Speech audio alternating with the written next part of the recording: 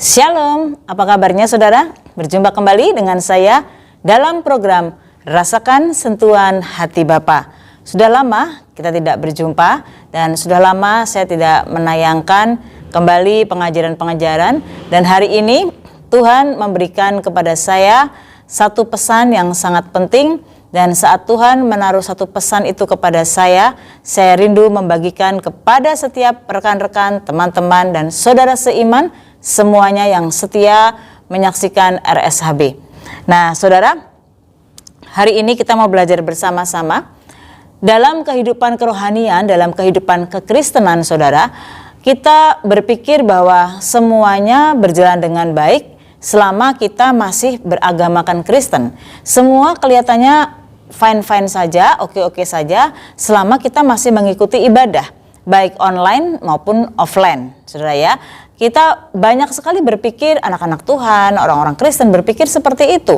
Namun saudara, saya sering katakan dalam banyak tayangan saya di RSHB, jangan lupa bahwa di alam roh itu selalu kuasa kegelapan berusaha untuk menyerang saya dan saudara. Dan melemahkan banyak hamba-hamba Tuhan, melemahkan banyak anak-anak Tuhan. Sehingga banyak orang Kristen tanpa disadari mereka jatuh. Mereka menjadi permainan kuasa kegelapan. Tanpa mereka sadari mereka bisa hadir di gereja saat ibadah offline. Tetapi mereka sedang menjadi boneka yang dimainkan oleh roh-roh demonik. Nah saudara, tayangan-tayangan yang terakhir yang saya sudah tayangkan sudah cukup lama ya. Kurang lebih mungkin 3 minggu sampai sebulan yang lalu saudara. Bagaimana kita lepas dari ikatan kutuk, tumbal, bahkan depresi akut. Hari ini saya mau menyampaikan satu pesan yang mungkin sangat perlu kita simak bersama-sama, saudara. Bahayanya kusta rohani. Saudara yang kasih dalam Tuhan, bahwa penyakit kusta pada zaman dulu, pada zaman Tuhan Yesus, bahkan sebelum zaman Tuhan Yesus, penyakit kusta itu selalu digambarkan atau selalu disamakan dengan penyakit karena dosa. Jadi pada waktu dulu saudara, kalau ada orang-orang yang sakit kusta, maka kalau kita lihat dalam Alkitab, mereka harus diasingkan. Mereka harus keluar bahkan dari kota. Mereka tidak boleh bersama-sama hidup dalam satu kota, dalam satu rumah dengan keluarga mereka. Mereka harus diasingkan. Kenapa saudara? Karena kusta itu adalah sakit penyakit yang menular yang datangnya, timbulnya dari dosa. Dan saudara yang kedua, penyakit kusta pada waktu dulu saudara adalah penyakit yang betul-betul menular. Dan juga kalau kita tahu bahwa pada zaman dulu bangsa Israel saudara ya memiliki imam ya, imam yang memimpin dalam ibadah-ibadah di sinagog saudara ya. Nah, imam-imam ini yang akan menentukan. Jadi kalau ada yang sakit dibawa ke imam, saat imam berkata kusta, maka betul-betul bagi orang yang bersangkutan seperti dunia runtuh, saudara. Kenapa? Karena dengan detik yang sama saat imam memberikan tanda kusta kepada orang yang bersangkutan yang sakit, maka saudara, detik itu juga orang tersebut tidak akan bisa pernah ketemu lagi dengan keluarganya. Kalau yang sakit suami tidak bisa ketemu lagi dengan istri dan anak-anaknya. Kalau yang sakit istri tidak bisa lagi memeluk anaknya dan memeluk suaminya. Kalau yang sakit orang tua tidak bisa lagi berjumpa dengan anak-anaknya. Dan tidak boleh tinggal di perkampungan yang ada. Pada detik yang sama, maka orang yang sakit kusta yang sudah ditentukan oleh imam itu saudara, dia harus dibawa keluar dari kota dan ada tempat yang khusus yang menampung orang kusta. Jadi penyakit kusta ini adalah pertama penyakit yang menular, penyakit yang cukup berbahaya dan penyakit yang timbul ya pada waktu itu ya pemikiran mereka karena dosa. Jadi saudara, hal ini sebenarnya juga banyak terjadi di dalam kehidupan kerohanian anak-anak Tuhan. Yang saya maksudkan kusta rohani ini saudara bukan kusta secara fisik ya, yang ya tangan kakinya putih lalu mulai buntung-buntung, bukan. Tetapi saudara, kusta secara rohani. Ada banyak orang-orang Kristen yang sekarang mengalami banyak kusta secara rohani. Saya mau paparkan kepada setiap rekan-rekan semuanya, saudara, Apalagi setelah masa pasca pandemi COVID-19. Kalau pada masa-masa yang lalu ibadah masih online, saudara, ya. Awalnya sebelum COVID-19 mungkin ada banyak orang yang masih antusias, semangat melayani, beribadah. Sebelum COVID-19 saja banyak orang yang kadangkala ibadah di gereja aja ya enggan-engganan, saudara. Melayani juga ya karena hanya jadwal. Maaf, saudara, ada banyak juga orang-orang yang pelayanan mencari tempat-tempat yang basah, mencari gereja-gereja yang memang akhirnya bisa memberikan kehidupan bagi mereka. Apalagi, saudara, dan memang itu saya berpikir ya ada baiknya masa-masa COVID-19 akhirnya semua gereja harus online dan gereja akhirnya harus banyak tutup, saudara, sehingga benar-benar terjadi penyaringan, audisi, dan betul-betul di screening sama Tuhan. Bagaimana dan siapa para pelayan-pelayan Tuhan, hamba-hamba Tuhan, para anak-anak Tuhan aktivis yang sungguh-sungguh mencari wajah Tuhan dan tidak. Saya tidak menghakimi, saya tidak menjudge bahwa orang yang tidak ibadah online saja itu tidak cari Tuhan. Enggak, saudara, ya. Tetapi seringkali disampaikan juga kepada setiap saudara ya melalui banyak hamba Tuhan, sangat berbeda ibadah online dan offline. Ibadah online Tuhan juga hadir dimanapun saudara berada, tetapi sangat berbeda, saudara, dengan ibadah offline. Nah, pertanyaannya sekarang, saudara, ibadah offline pun, saudara, banyak yang saya perhatikan, ya, gereja yang saya gembalakan sudah offline. Tetapi, saudara, banyak sekali, saudara, mengalami kemunduran. Kemunduran apa? Saudara, ini yang saya maksudkan. Tanpa disadari banyak orang mengalami kusta secara rohani. Saya tidak bilang kusta secara rohani itu karena dosa. Tetapi saya mau sampaikan, ini karena kedagingan dan karena permainan kuasa kegelapan. Jadi ketemu, saudara. Orangnya yang bersangkutan mengalami kedagingan yang begitu lemah, mengiyakan, dan akhirnya juga ya oke lah, memang keadaan kondisi, aku enggan, gimana ya. Semua dijadikan argumen dan alasan. Lalu ketemu juga dengan di alam roh, kuasa kegelapan juga mempermainkan. Sehingga, saudara, ada banyak orang Kristen yang sekarang mengalami kusta-kusta rohani. Kusta-kusta rohani seperti apa? Yang pertama, saudara, kehilangan keantusiasan dan spirit di dalam Tuhan. Saudara yang menyaksikan tayangan ini, ya kita masing-masing merenungkan. Gereja Tuhan sekarang bersyukur COVID-19 sudah mulai menurun, saudara. Ya, COVID-19 sudah mulai mereda karena semua banyak yang sudah divaksin, sehingga ada beberapa gereja yang sudah mulai offline lagi, saudara.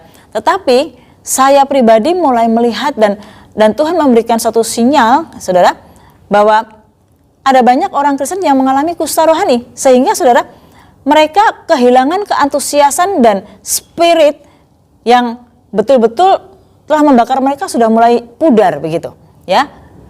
Kesemangatan melayani, kesemangatan dalam memberi, kesemangatan di dalam mereka bahkan beribadah. Ada beberapa mungkin golongan orang yang sudah cukup nyaman dengan online dan di rumah saja. Ada beberapa orang yang sudah merasa, aduh ribet banget lah kalau misalkan offline walaupun masih masa-masa pandemi ini harus dibatasi, harus daftar dan lain sebagainya. Ya apapun lah alasannya, saudara. Tetapi kusta rohani ini, saudara, mulai masuk. Saudara, saya mau sampaikan pada saudara, saat seseorang sakit kusta, maksud saya kusta fisik, saudara, itu tidak langsung serta-merta tiba-tiba dalam hitungan hari langsung kusta seluruhnya. Enggak, saudara. Itu dimulai dari sedikit demi sedikit. Ada rasa mulai gatal, ada rasa mulai gatal di seluruh tubuh, mulai bercak-bercak merah, mulai gatal-gatal, mulai tumbuh-tumbuh seperti ruam-ruam, dan akhirnya, saudara, putih-putih dan lama-lama bahkan, saudara, ya, jari-jari mulai putus. Ini kusta fisik, saudara, kusta fisik. Ya, saudara, ya. Kusta rohani juga sama. Sudah kehilangan kesemangatan, antusias beribadah, antusias memberi, kehilangan antusias di dalam melayani Tuhan, kepekaan dengan Roh Kudus mulai berkurang, mulai enggan untuk membaca Alkitab, ibadah offline juga ya asal ala kadarnya saja, asal bisa berjalan saja. Mulai tidak antusias lagi dalam melayani, saudara. Jadi hati-hati, saudara, ya. Kusta-kusta rohani mulai menyelinap banyak dalam kehidupan anak-anak Tuhan, ya, saudara, ya. Jadi baik kita sebagai anak-anak Tuhan secara awam maupun hamba-hamba Tuhan, pendeta-pendeta, juga jangan sampai, karena kusta rohani ini tidak hanya jemaat-jemaat biasa loh saudara yang mengalami, tetapi juga penyakit ini mulai masuk merebak ke dalam kehidupan kerohanian banyak aktivis-aktivis, banyak kepada hamba-hamba Tuhan, pendeta-pendeta yang sudah begitu lama tidak melayani karena pandemi, semuanya online. Biasanya kalau online itu kebanyakan yang melayani ya hamba-hamba Tuhan dalam saudara ya, kalau pengkhotbah-pengkhotbahnya, sehingga banyak hamba-hamba Tuhan yang maaf kata saudara tidak banyak undangan saudara ya, dan saat mulai offline lagi ya ada sedikit beberapa yang diundang. Saya mau sampaikan kepada saudara, masa-masa seperti ini saudara, titel seseorang ya, baik itu sarjana teologi ya, dokter teologi ya, dan profesor, insinyur, apapun lah saudara ya, tidak bisa menjamin saudara.